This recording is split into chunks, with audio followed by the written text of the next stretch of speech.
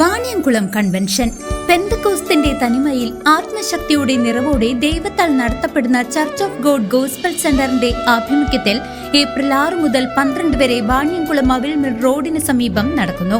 ദേവദാസന്മാരായ G Raju, Jaise Pandanad, Libin Kakkanad, Binu പൗലോസ്, Baiju Thiruvananthapuram, Suni Aikkad, K Ranjith, Babu Cherian എന്നിവർ വചന പ്രഘോഷണം നടത്തുന്നു. ഓൾമൈറ്റി വർഷിപ്പ് ടീമിനൊപ്പം സംഗീത സാന്ദ്രമായ ആരാധനയും രോഗികൾക്കായി പ്രത്യേക പ്രാർത്ഥനകളും ഈ മഹായോഗത്തിന്റെ സവിശേഷതയാണ്. ആത്മീയ ഉണർവിന്റെ ഈ വചന വിരുന്നിലേക്ക് ഏവരെയും സ്വാഗതം ചെയ്യുന്നു. കൂടുതൽ വിവരങ്ങൾക്ക് വിളിക്കൂ 9946862010. ചെറുതുരുത്തിയിൽ പാചകവാതകക്ഷാമം രൂക്ഷമാകുന്നു. ഗ്യാസ് സിലിണ്ടർ ലഭിക്കാത്തതിനെ തുടർന്ന് ഹോട്ടലുകൾ അടച്ചുപൂട്ടൽ ഭീഷണിയിലാണ്. ഉച്ചഭക്ഷണം മുടങ്ങിയതോടെ വലഞ്ഞു പൊതുജനം.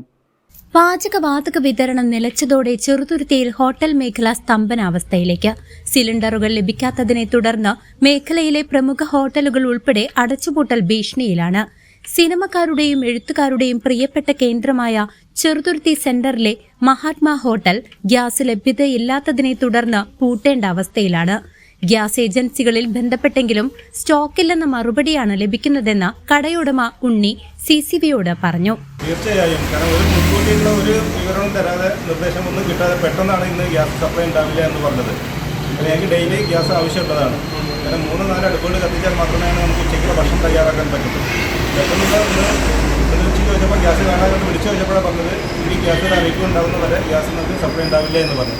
അപ്പോൾ ഉടനെ തന്നെ നമ്മളെടുത്ത തീരുമാനമായിരുന്നു ഉച്ചഭക്ഷണം നമുക്ക് സ്റ്റോപ്പ് ചെയ്യാമെന്നുള്ളത്. കാരണം 3-4 അടുപ്പുകളും കത്തേണ്ട ആവശ്യമുള്ള ഗ്യാസ് നമുക്ക് കിട്ടിയില്ല. പിന്നെ അത് ഞങ്ങളുടെ ഭാഗത്തുനിന്നുള്ള ബുദ്ധിമുട്ടുകൾ എന്താണെന്ന് വെച്ച് കഴിഞ്ഞാൽ സ്റ്റാഫിൻ്റെ കഴിക്കാൻ ബുദ്ധിമുട്ടായി.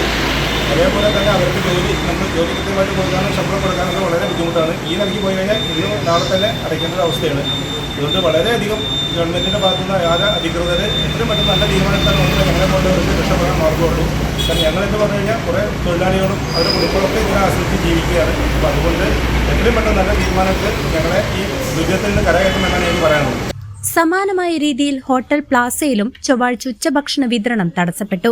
4 അടുപ്പുകൾ ഒരുമിച്ച് പ്രവർത്തിപ്പിച്ചാൽ മാത്രമേ ഉച്ചഭക്ഷണം തയ്യാറാക്കാൻ കഴിയൂവെന്നും നിലവിലുള്ള പരിമിതമായ ഗ്യാസ് ഏതു നിമിഷവും തീരുമെന്ന ആശങ്കയിലാണെന്നും ഉടമ ഉണ്ണികൃഷ്ണൻ വ്യക്തമാക്കി. ചായക്കടകളെയും ചെറുകിട പലഹാര കടകളെയും പ്രതിസന്ധി സാരമായി ബാധിച്ചിട്ടുണ്ട്. റംസാൻ മാസമായതിനാൽ രാത്രി മാത്രം തുറക്കുന്ന ഹോട്ടലുകളും ഗ്യാസ് ഇല്ലാതെ വലയുകയാണ്. ഹോട്ടലുകൾ പൂട്ടുന്നതോടെ നിരവധി തൊഴിലാളികളുടെ ഉപജീവനം പ്രതിസന്ധിയിലായി. വിഷയത്തിൽ അധികൃതർ അടിയന്തരമായി ഇടപെടണമെന്നാണ് ഹോട്ടൽ ഉടമകളുടെയും തൊഴിലാളികളുടെയും ആവശ്യം. ഗ്യാസ് മൊത്തത്തിൽ ടൈറ്റാണ്. നമ്മൾ ഒരു പരിധി വരെ നമുക്ക് സ്റ്റോക്ക് വയ്ക്കാൻ പറ്റുള്ളൂ. നമ്മളിപ്പോൾ ഈ കാണുന്ന ഈ ഒരു ബുക്കിംഗ് കൂടി ഉള്ളൂ. വേറെ നാളെ മറ്റന്നാൾ രാവിലെ കൂടിയിട്ട് അതും കഴിയും. അത് കഴിഞ്ഞ ശേഷം എന്തെങ്കിലും നമുക്ക് പറയാൻ പറ്റില്ല. ഇന്നിപ്പോൾ ഗ്യാസ് ഉണ്ടോയെന്ന് വെച്ചാൽ അവർ വിളിച്ചു. നാളെ ലോഡ് വന്നാൽ തരാം ചേട്ടാ ഇത് പറഞ്ഞിട്ടുണ്ട്.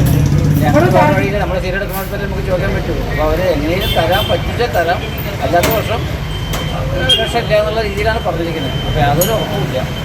അപ്പോൾ എന്താണെന്ന് ഒരു കാരണം പറയുന്നത് യുദ്ധത്തിന്റെ ഭാഗമായിട്ടാണോ? അതാണ് മൊത്തത്തിൽ എല്ലാവരും പറയുന്നത്.